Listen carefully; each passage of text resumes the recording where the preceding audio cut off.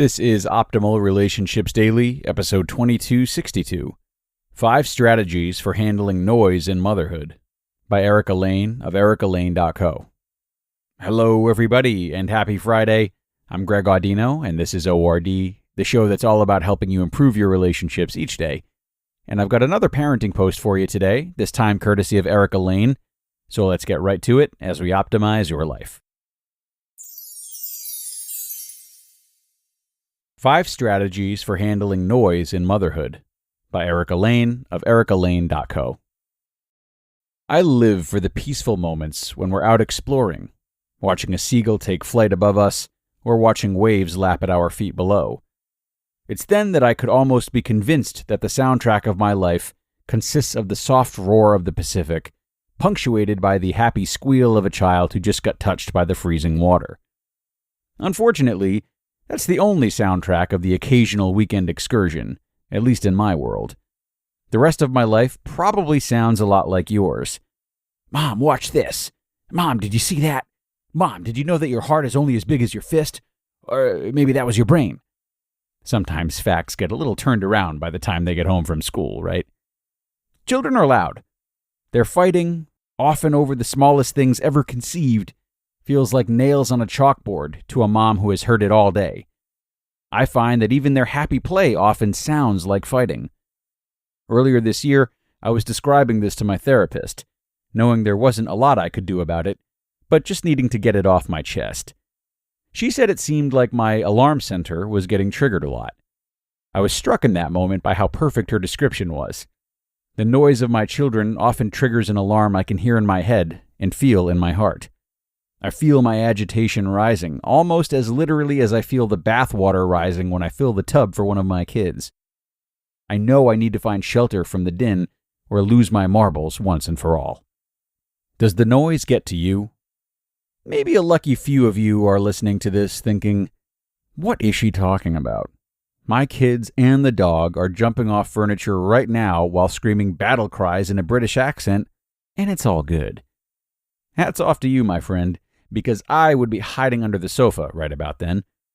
For introverts and highly sensitive people, a need for quiet is hardwired, and I think this makes the chaos of motherhood a little more challenging for us.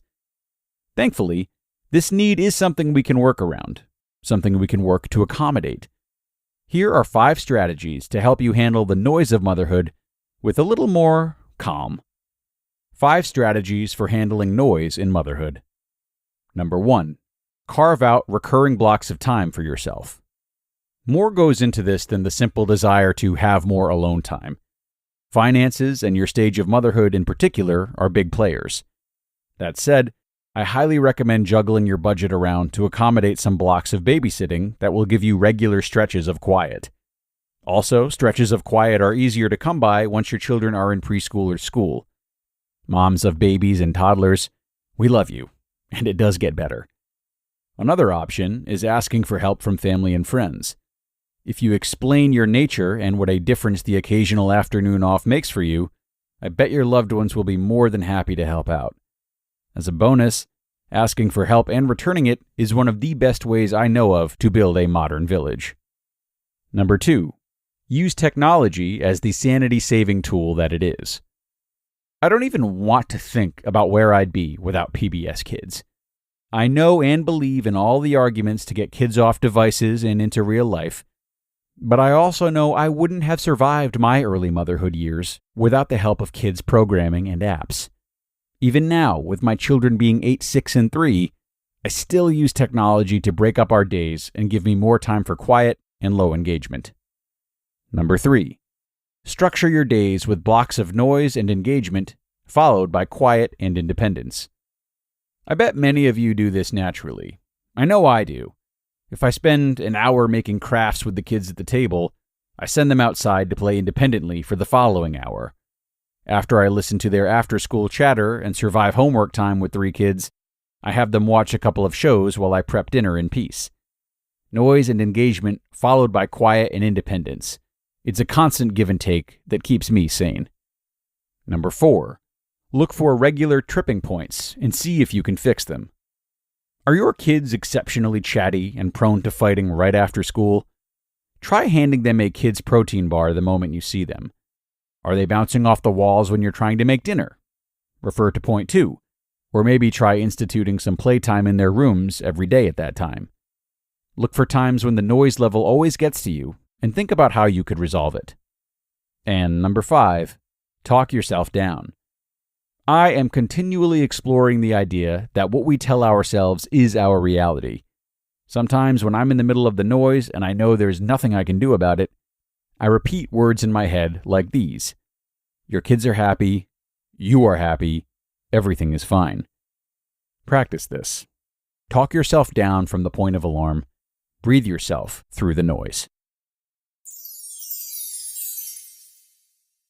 You just listened to the post titled 5 Strategies for Handling Noise in Motherhood by Erica Layne of ericalayne.co, and I'll be right back after this with my comments.